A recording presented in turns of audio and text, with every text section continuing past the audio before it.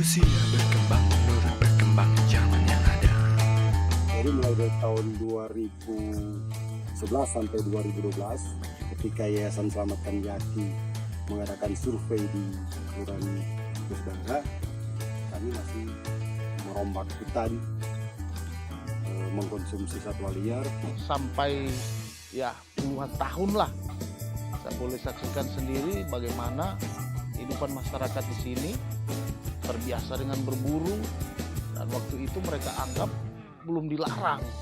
Kalau dulu Yaki sering diburu, ditenteng sana sini oleh masyarakat, saya pribadi adalah seorang yang tadinya bertolak belakang dengan program konservasi ini, karena saya adalah juga salah satu generasi, boleh dibilang generasi kedua pelaku utama di dalam hal perburuan satwa liar.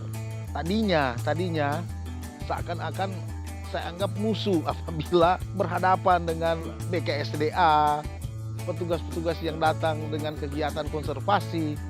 Nah, karena waktu itu memang belum mengerti, belum memahami. Ada inisiasi dari Selamatkan Yaki Indonesia.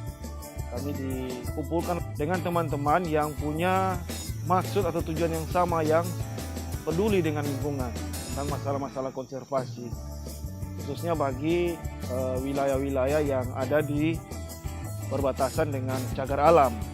Setelah kami direkrut oleh Yayasan Selamatkan Yaki Indonesia dan membentuk FMKH, maka kami sudah sadar bahwa ternyata ini satwa liar ini dilindungi dan sangat penting di kawasan untuk menjaga ekosistem yang ada di kawasan konservasi.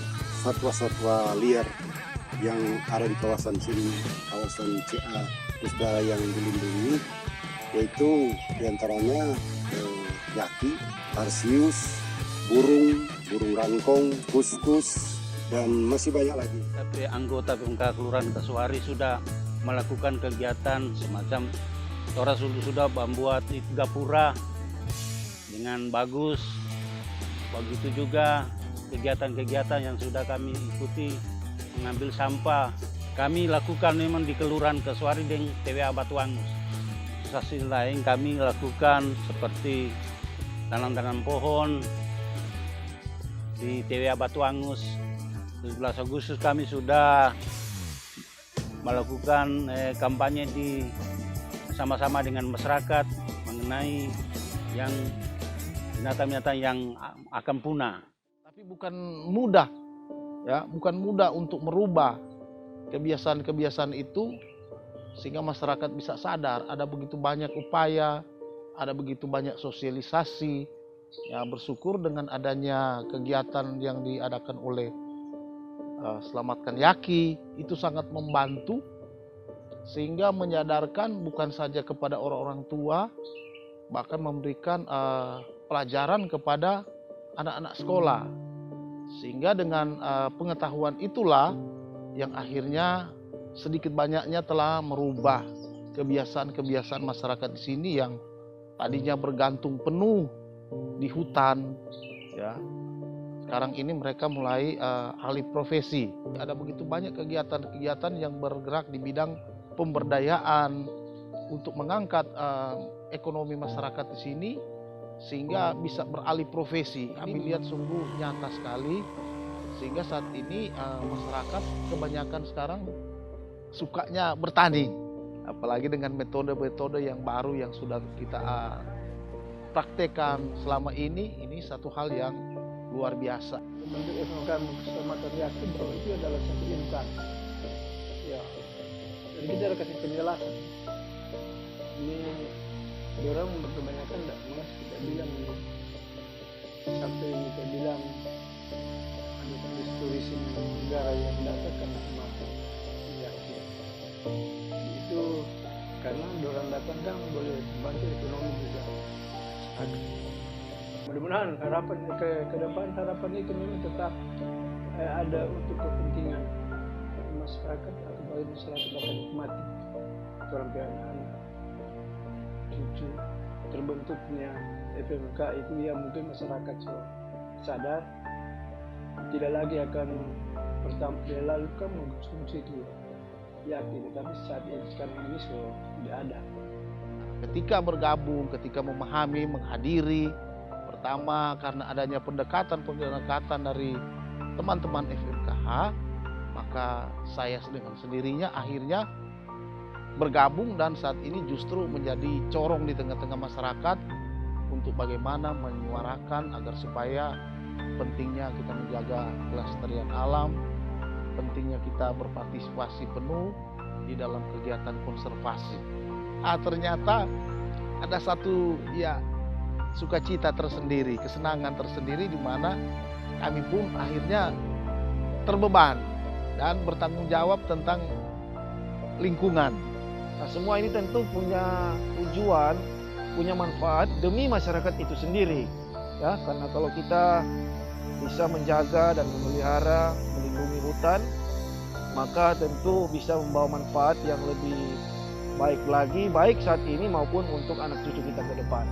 Kegiatan-kegiatan konservasi yang selama ini sudah kami miliki, itu juga kami terapkan bagi generasi muda, sehingga di masa-masa akan datang mereka sendirilah yang akan menikmati hal-hal yang baik yang sudah pernah kita rasakan.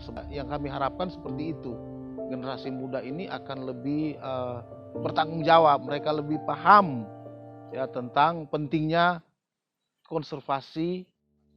Jadi tentu dalam perjalanan organisasi FMKH ini kami juga perlu membutuhkan kerjasama dengan pihak-pihak luar ya. Kami juga membuka kerjasama dengan pemerintah dan swasta. Kalau dengan pemerintah tentu kami sangat didukung juga oleh pemerintah Kota Bitung, karena dalam anggaran dasar anggaran rumah tangga kami juga menempatkan wali kota juga sebagai penasehat dan pelindung dari FMKH itu sendiri. Kemudian dengan Balai Konservasi Sumber Daya Alam, kami juga bekerja sama sebagai bagian dari apa yang menjadi pekerjaan kami ataupun konsentrasi kami. Banyak kegiatan-kegiatan yang telah kami lakukan, misalnya dari BPSDA ketika ada pelatihan-pelatihan untuk FMKH, kami FMKH selalu diundang, dan ketika ada kegiatan-kegiatan lain yang dilakukan oleh Selamatkan Yaki, oleh TPS Tasik Koki dan Makassar Project, kami selalu dilibatkan. Di antaranya yaitu mengadakan patroli-patroli partisipatif di kawasan hutan cagar alam Tongkoko dan TWA Batu Angus maupun di TWA Batu Tinggi.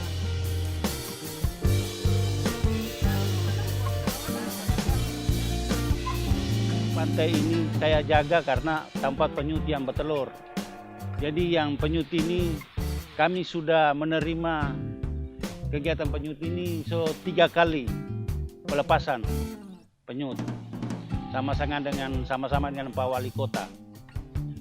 Pertama dia petelur, dia naik telur 75 telur.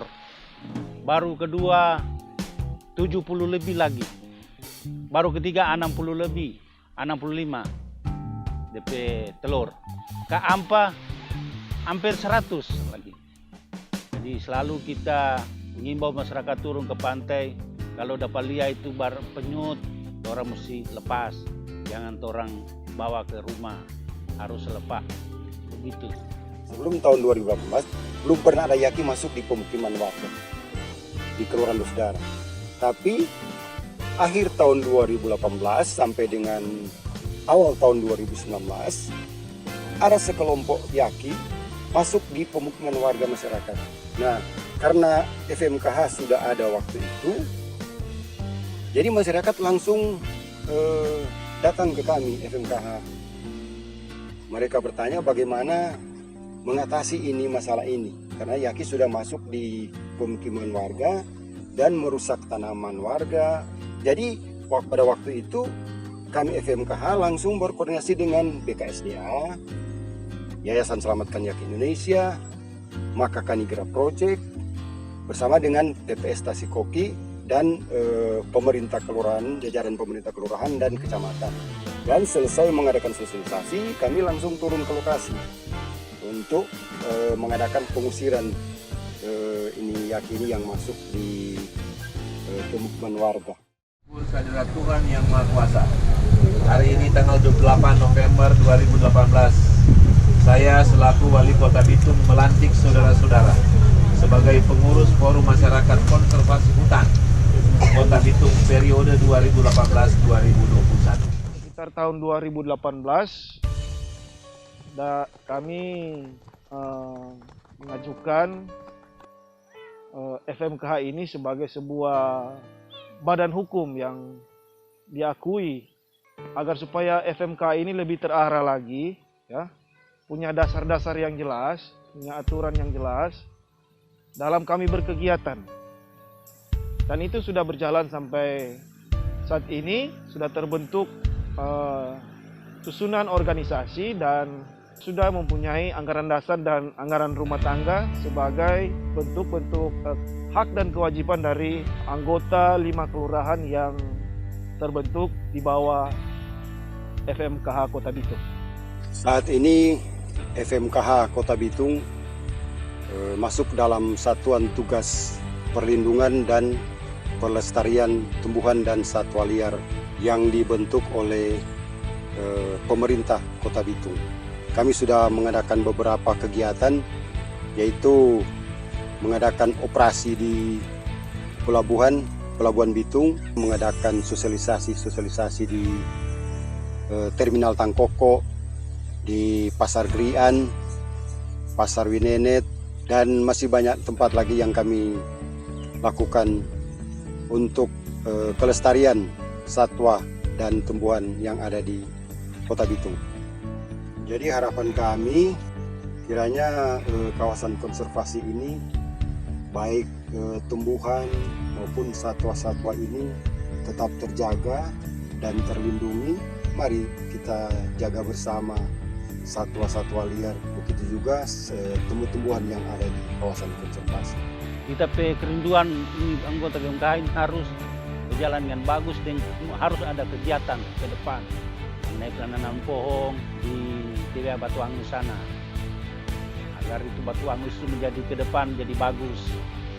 Dan harapan kami agar supaya juga dari pihak pemerintah dalam hal BKSDA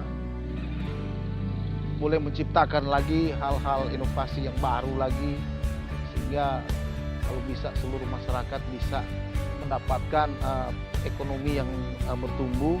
Dan berharap akan lebih banyak lagi masyarakat yang boleh teredukasi atau boleh peduli lagi dengan lingkungan di sekitar kawasan, dan berharap bahwa akan lebih berkembang lagi ke depan.